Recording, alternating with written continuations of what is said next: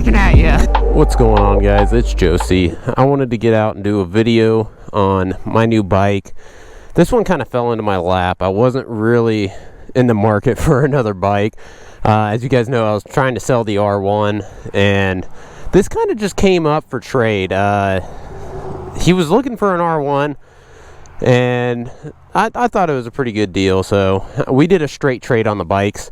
This is a 2019 Aprilia RSV4 RR. It's got about 3,000 miles on it. It's got a couple mods on it. Mainly, big one is the Works exhaust on it, which sounds absolutely ferocious. It's got these little aftermarket levers. I don't know what brand those are. They say Aprilia on it. I don't know if they actually are. I think they're knockoff. It's got some grips on it, and I believe it's flashed. But that's pretty much all it has on it. So it's pretty much stock. I wanted to get out and do a first ride for you guys because I really haven't had the chance to ride this bike. I'm not going to go too hard because the rear tire is about shot. It's got Dunlop Q4s on it, and the back tire's pretty squared off and about out of tread. So we're going to get out there. I'm going to do a little bit of a ride. It's about to start raining here soon, so I'm going to do a quick vid, give you guys my thoughts on the bike, see how she feels. Oh my god, this thing sounds so good though. Just listening to the exhaust. I'll give you guys a little start up here.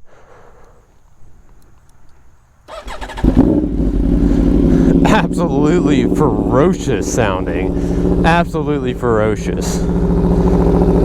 I mean, I really dig that Works exhaust on it. Oh my god, it's so loud. It is so loud.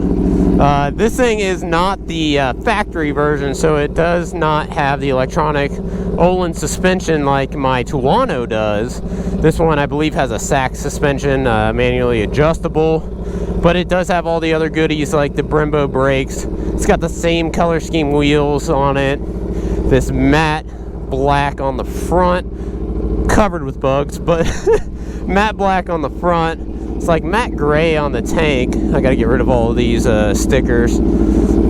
It looks really good. I really like this color scheme on it. I am not planning on doing many mods to this. I'm gonna put a tire on it and I'm just gonna ride it, and I'll probably ride it for a little bit, and then if I'm not blown away with the bike, I'll probably sell it because I've got some big things happening. I'm gonna go over with that with you guys.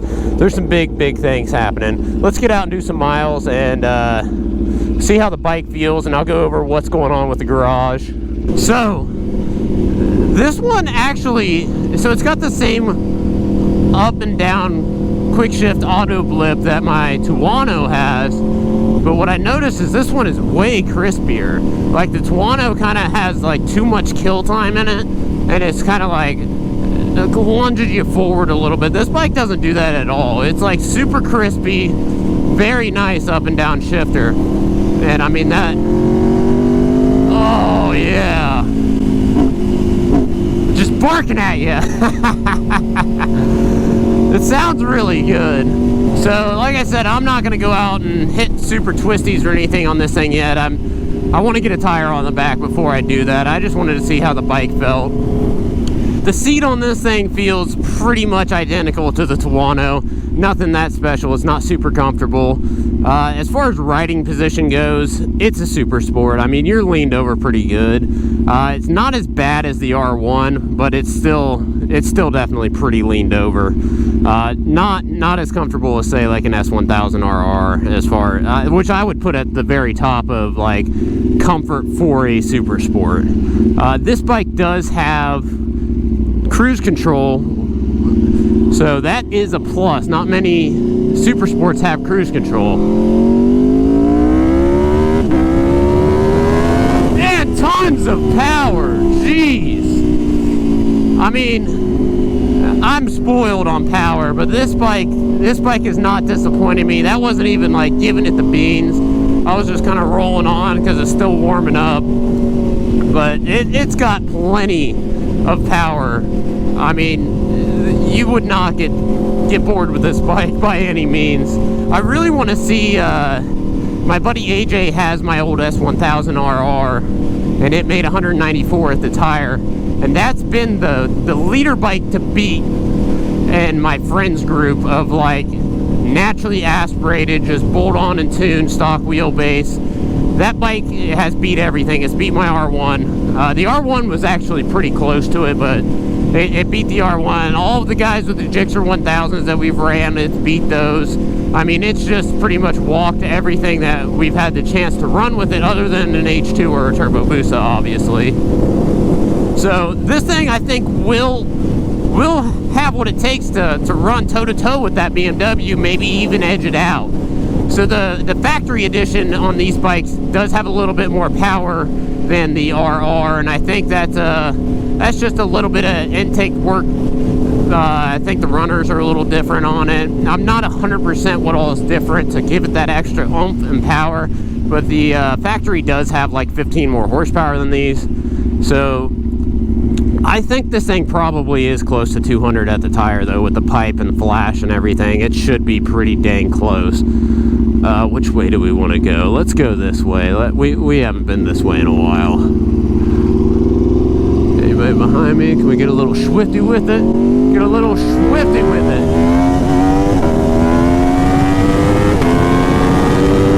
Oh, Jesus.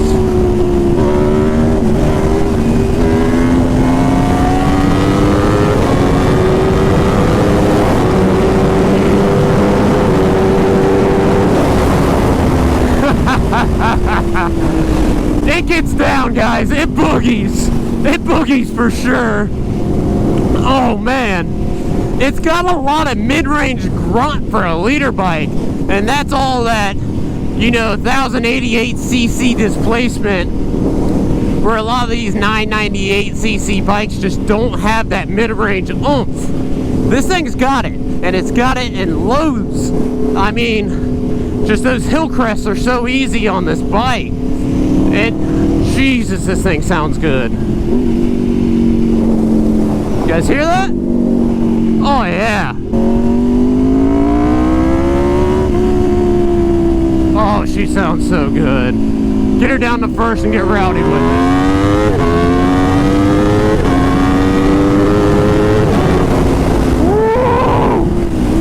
Whoa! Almost got air there. So she's got plenty of power. I mean, this thing, I don't know if I've had a bike that sounds this good. I mean, the H2 sounds freaking phenomenal. I don't know. This thing sounds really good with this pipe. It's super loud though. Like, I don't know if you guys are picking up how loud this thing is in videos, because it never transfers. Like, you can hear the H2's loud in videos, but it never like really gives you that full effect of blowing your eardrums out. Absolutely ludicrous amount of sound. Like, when I pass people on the H2, they're like, dude, that thing is ridiculous. Like, I literally just dropped a turd in my pants as you went by. That thing is so loud, and you don't get that from the videos. This thing might be the same way. I really want to see how it does in the twisties, but I'm not gonna risk it on this tire. Decent flickability though. I mean, it's not bad at all. And of course, these brakes, just tons of power. See if she'll power up in a second.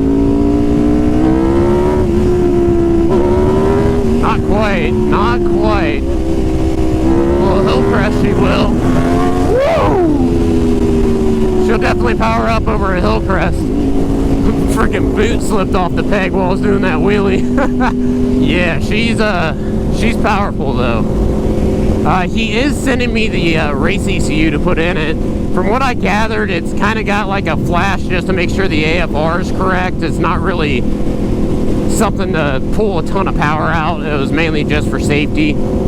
So I think the race ECU should get us a decent gain on this bike. The Aprilias are real weird on, like, you can't just send the ECU to a company, have them flash it and send it back, other than maybe Bren Tuning. I think they do a flash for this thing. But yeah, shout out to Michael. He actually drove all the way to me from Tennessee with the bike, because I couldn't meet up with him for a while. So he brought it all the way to me. It was like a freaking 6-hour drive. So shout out to Michael. Super good dude. We traded bikes. Everything went clean. I mean, good deal, I think. Get some more content for you guys on one of these super Italians, you know. I'm really digging the Aprilias. As of lately, I mean, the dealer network's getting better. It's still the closest dealer to me, I think, is like an hour and 20 minutes. So it's not just like the Yamaha where I could drive 20 minutes down the road and have a dealer, but I hope I don't have an issue with the bikes. But if I do, it's an hour drive, a little over an hour, not incredibly hateful. I think he did purchase a 3-year warranty with this bike, which he gave me paperwork for. I don't know if it's transferable or not. I have 2 years left. If it is transferable, I'll use it on the bike. I know you guys have seen that I have not been posting videos a whole lot lately. There's been a lot going on. I just really haven't had time. I was moving and everything was just ripped apart at my house, so I just didn't have time to post videos. I'm going to be trying to get some content out. It is about to be winter, so I'm going to get as much as the weather will allow. The H2 is fixed. We figured the issue out, and it is fully carbon now on the front end. I did the entire front panel carbon fiber, so the entire nose panel, both side panels are carbon fiber. It's got the H2R upper and lower carbon fiber wings on it. It looks so sick. And I'm about to get out and do the first ride, hopefully this weekend, on that bike. And that bike made 300 wheel horsepower on a pretty conservative dyno, so I have a feeling it's going to be butthole puckering fast. You guys will be there for the first ride. You'll see me screaming like a little girl. So there's that. That is some big news. There's also another big bomb I'm about to drop on you guys, but I'm not going to tell you yet. I'm gonna make a separate video for it. I'm getting a bike that we're gonna be doing a winter build on, and it's gonna be ridiculous. It's just gonna be flat out ridiculous. I'm gonna tell you guys that right now. The goal with the bike is 550 wheel horsepower. It's gonna be a turbo bike, and Travis Yeager, the guy who built my H2, is custom fabbing me the turbo kit for the bike. It's going to be built motor. It's going to be bananas. I'll let you guys know all the details on that here very soon. So stick around for that. It's about to get real nasty. The H2 is not going to be top dog for very long. This thing's like almost loud to the point that it's like hard to cruise next to anything and not have cops just looking at you. Like cruising around town, it's like, what is that? What is that ruckus? I love it though. I love this thing. It sounds so good. Definitely would have some issues doing a track day with this exhaust. I would have to get a baffle for sure. Oh God, is rain coming in? It's starting to rain, boys. It is starting to rain. Oh no!